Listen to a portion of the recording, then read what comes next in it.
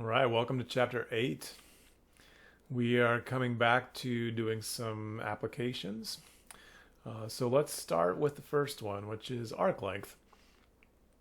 So imagine I've got this function here, this red curve, and the question might just be how long is that function? And if you want to think of this physically, you can think about like picking this red string up and stretching it out straight and measuring it with a ruler. That's basically what we're talking about with arc length. But in general, we're trying to figure out the amount of material or length for any curved function.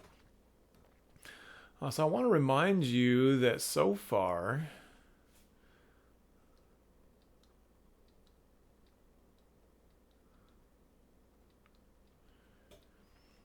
we've used this integral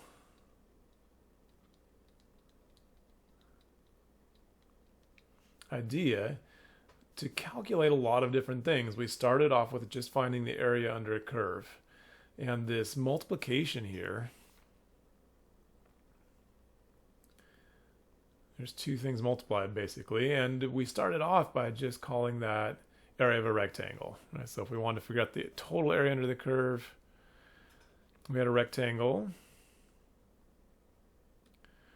whose height was f of x,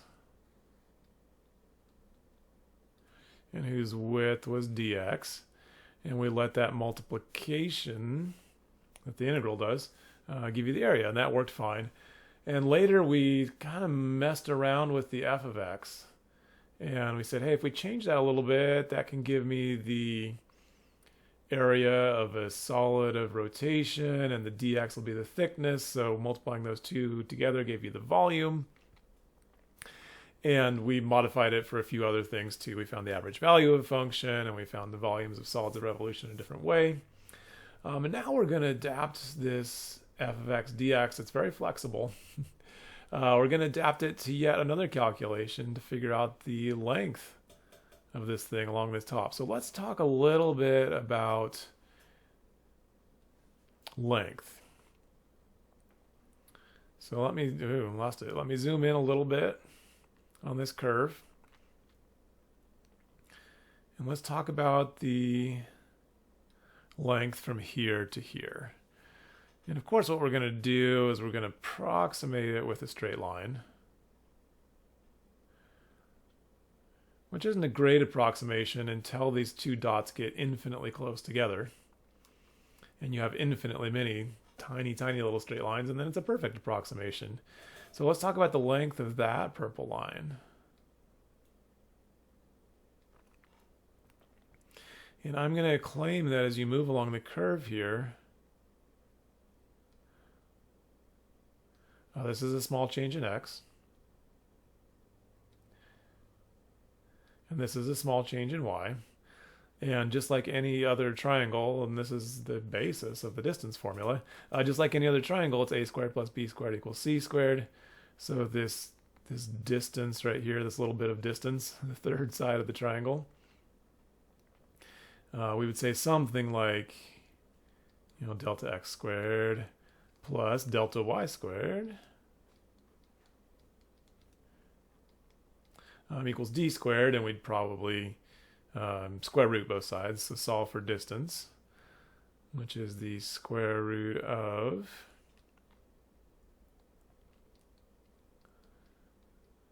delta x squared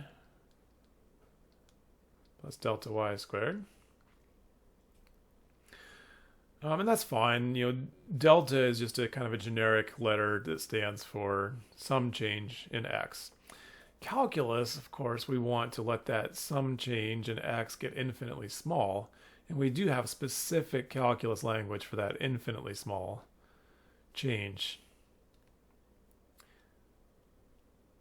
in x and in y for that matter, which would be dx and dy squared.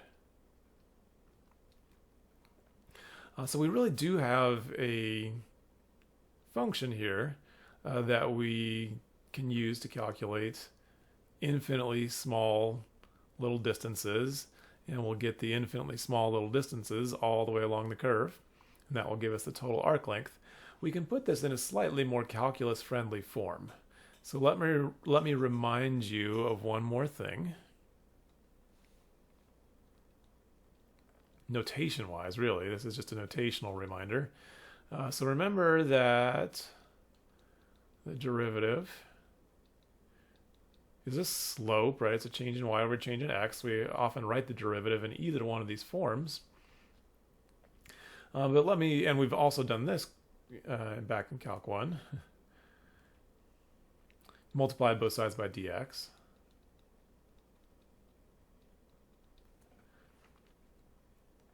So let me go back to my expression down here and replace dy with some more x stuff, right? Because that's usually what we like for doing integrals, is just one variable.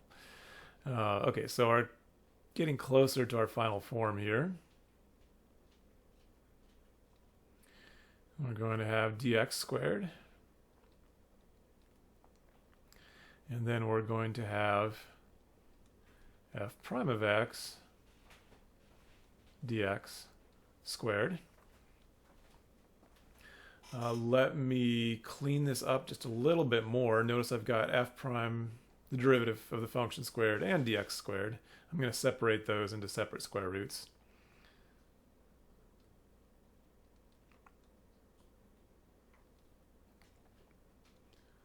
So I've got the dx squared, I've got the f prime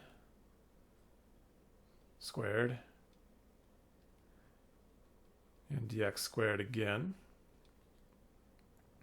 Let's see, I'm running out of room. I'm going to move up over here.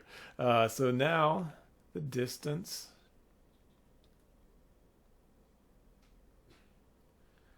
notice that there's a dx, there's two terms under the square root, right? And there's a dx in both of them, so I'm going to factor that out. I'm going to have 1 plus f prime of x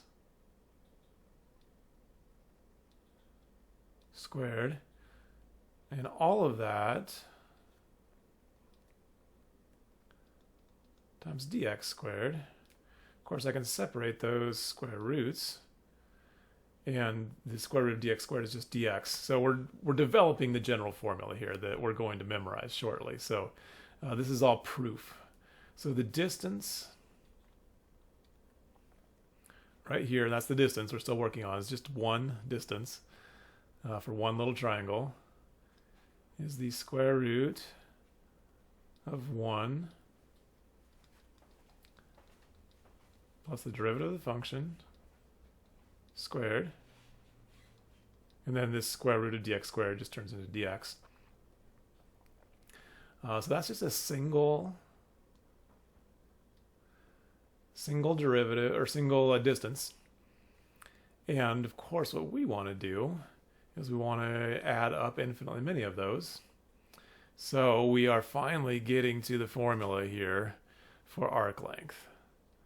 So arc length will be the integral from a to b of the square root of 1 plus the derivative of the function squared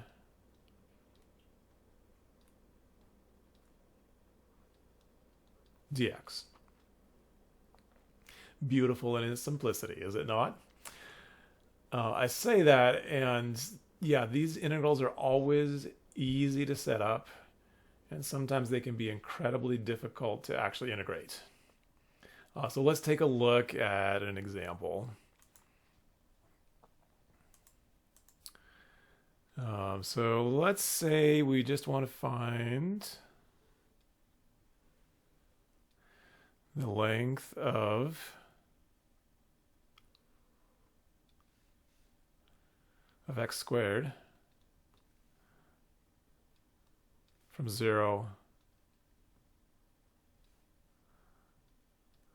to 2. Seems like a simple enough question. And now we know this simple enough integral to set up to say that the arc length will be the integral from 0 to 2 of the square root of 1 plus derivative of the function, so 1 plus 2x, derivative of the function squared, dx.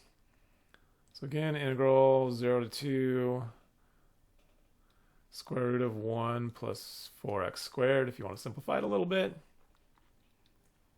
And there's the integral. And it looks like an easy integral. And it turns out it's not. It's kind of a pain in the butt integral. And it's not super easy to do. We can do it, but it's not trivial, right? You can try U substitution. You can try integration by parts. It turns out we're going to need more like a trig substitution, which, again, I don't want to get into that. That's not the main point. So what you'll find on your homework is they give you some where the square root can be evaluated, sort of eliminated algebraically. They give you a few that are doable. And then pretty quickly, even the book gives in here. And they start saying, hey, just set the integral up. Don't evaluate it. And of course, any integral that we can't evaluate, we could go all the way back to a Riemann sum. Right, we could do a midpoint rule, we could do a trapezoid rule, or we could do a Simpson's rule. And there's one problem in your homework, just one, that gives you an integral that we couldn't do otherwise and says, go ahead and evaluate this with Simpson's rule. So you might need to go back to Simpson's rule section and remind yourself of how that works. But we'll take a look at an example or two in the next video.